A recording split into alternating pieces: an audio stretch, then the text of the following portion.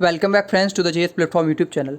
दोस्तों आज है 2 जून 2020 और आज की वीडियो हम लोग करंट अफेयर्स के टॉप 10 क्वेश्चन को देखेंगे। वीडियो के एंड में आपसे 2 क्वेश्चन पूछे आएंगे, जिनमें से एक क्वेश्चन करंट अफेयर्स से रिलेटेड होगा और दूसरा क्वेश्चन जीएस से रिलेटेड होगा। उन दोनों क्वेश्चंस के आंसर आपको कमेंट बॉक्स में कमेंट करने होंगे। आज की वीडियो की पीडीएफ के लिए आप इस वीडियो के डिस्क्रिप्शन बॉक्स में जाइएगा, वहाँ पर आपको हमारे टेलीग्राम चैनल का लिंक मिलेगा। हमारे टेलीग्राम चैनल का नाम है द जीएस प्लेटफॉर्म, जिसको आप ज्वाइन कीजिएगा, जहाँ पर आपको सारी पीडीएफ प्रोवाइड कराई जाती हैं, अन्य स्टडी मटेरियल भी प्रोवाइड कराया जाता है, इसके अलावा डेली क्विज भी प्रोवाइड कराई जाती है। तो प्लीज़ इसको जरूर ज्वाइन कीजिएगा। आज की वीडियो की शुरुआत कल के प्रश्नों के रिवीजन से करते हैं। तो कल पहला क्वेश्चन था, किस शहर के नौसैनिक डॉकयार्ड में एक यूवी सैनिटेशन बेस स्थापित किया गया है? मुंबई में। दूसरा क्वेश्चन, किस स्टार्टअप ने लोमोस नामक बहुउद्देशीय परिशोधन उपकरण लॉन्च किया है? देवदितक इनोवेशन ने। तीसरा क्वेश्चन, किस राज्य के राज्यपाल ने अनुसूचित जनजाति और अन्य पारंपरिक वन निवासी अधिनियम 2006 को संशोधित किया है? महाराष्ट्र ने। चौथा क्वेश्चन, किस राज्य में साइप्रिनिडे फैमिली की छोटी ताजे पानी की मछली की एक नई प्रजाति पाई गई है? तमिलनाडु में। पांचवा क्वेश्चन, किस राज्य के मुख्यमंत्री ने मुख्यमंत्री स्वरोजगार योजना का उद्घाटन किया है? उत्तराखंड के मुख्यमंत्री ने। छठवां क्वेश्चन, किस बैंक ने डिश टीवी इंडिया लिमिटेड में 24.19% की हिस्सेदारी का अधिग्रहण किया है? यस बैंक ने। सातवां क्वेश्चन, नाबार्ड ने किस राज्य के लिए 1050 करोड़ रुपए का ऋण स्वीकृत किया है? पश्चिम बंगाल में। आठवां क्वेश्चन, भारत में कुल एफडीआई वित्त वर्ष 2019 में बढ़कर कितने बिलियन डॉलर हो गया? 73.46 बिलियन डॉलर। इंपॉर्टेंट क्वेश्चन है। नौवां question, world no tobacco day कब मनाया जाता है? 31 मई। कल की क्विज के आंसर करंट अफेयर्स में पूछा गया था आपसे, इंटरनेशनल एवरेज डे कब मनाया जाता है? सही उत्तर 29 मई। जीएस में पूछा गया था कि नेमाटोड के कारण होने वाला रोग, सही उत्तर है फाइलेरिया। आज के प्रश्न, पहला क्वेश्चन, किस राज्य ने 30 मई को अपना 32वां राज्य दिवस मनाया? तो सही आंसर है ऑप्शन सी, गोवा।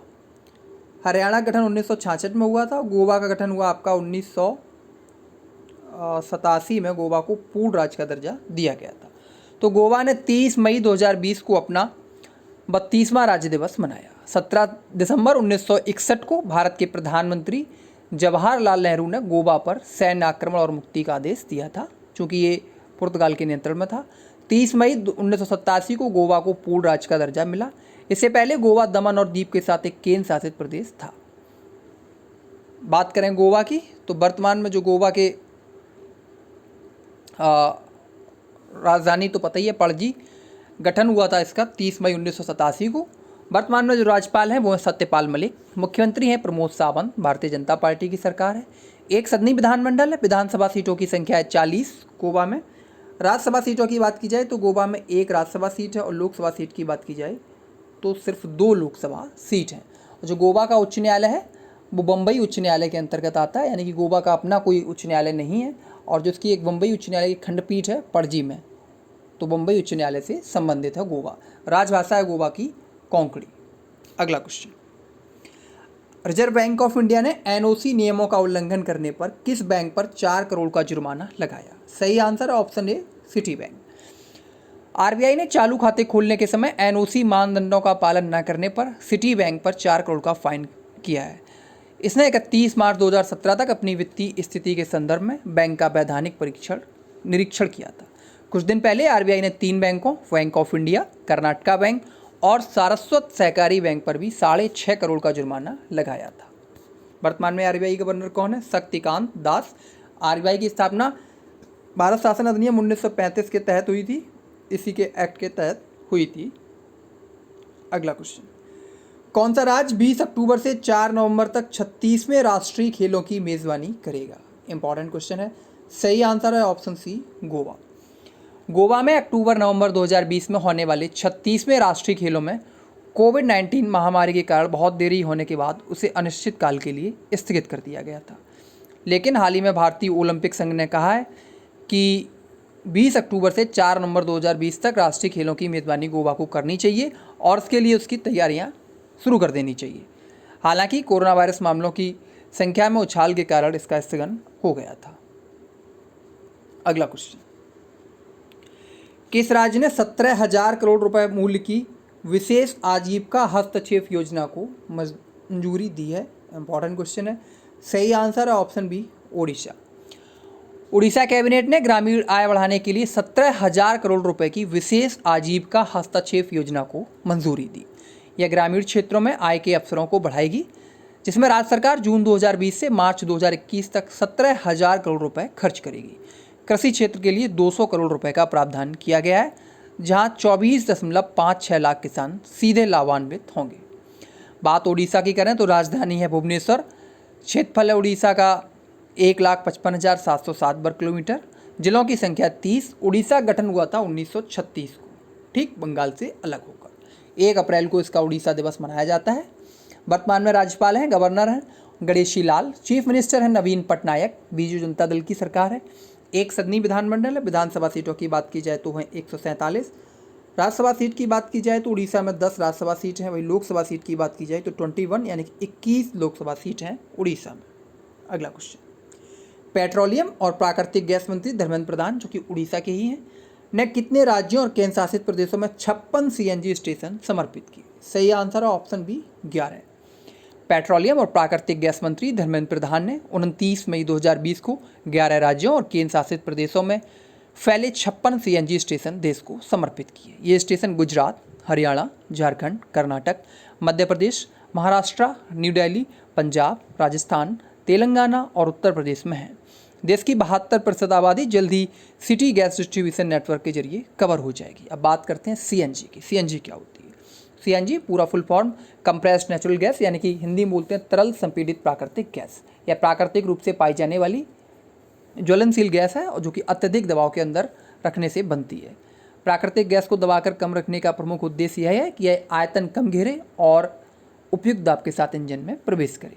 सीएनजी के जो मुख्य अवयव हैं वो है मीथेन, ईथेन और प्रोपेन, यानी कि मीथेन, ईथेन और प्रोपेन से मिलकर सीएनजी बनती है। और सीएनजी रंगहीन होती है, गंधहीन होती है और विषहीन भी होती है, यानी कि सीएनजी एक जहरीली गैस नहीं है और पर्यावरण के लिहाज से भी ये बेहतर मानी जाती है। पेट्रोलियम और डीजल की तुलना में यह कम कार्बन डाइऑक्साइड, नाइट्रोजन डाइऑक्साइड उत्सर्जित करती है, कम करती है। और पेट्रोल और डीजल की गाड़ियों की तुलना में सीएनजी का खर्च भी कम होता है। अगला क्वेश्चन, वर्ल्ड मिल्क डे कब मनाया जाता है? सही आंसर है इस क्वेश्चन का ऑप्शन डी 1 जून। वर्ल्ड मिल्क डे मनाया जाता है 1 जून को। तो डेयरी क्षेत्र का जश्न मनाने और वैश्विक भोजन के रूप में दूध के महत्व को पहचानने के लिए 1 जून को वर्ल्ड मिल्क डे यानी कि विश्व दुग्ध दिवस मनाया जाता है। इस दिन की स्थापना संयुक्त राष्ट्र के खाद्य और कृषि संगठन यानी कि FAO द्वारा की गई थी। इस वर्ष यह दुग्ध दिवस की 20वीं वर्षगांठ है, 20th एनिवर्सरी है। तो जो इस वर्ष की थीम है वो है 20th anniversary of world milk day, यानी कि विश्व दुग्ध दिवस की 20वीं वर्षगांठ।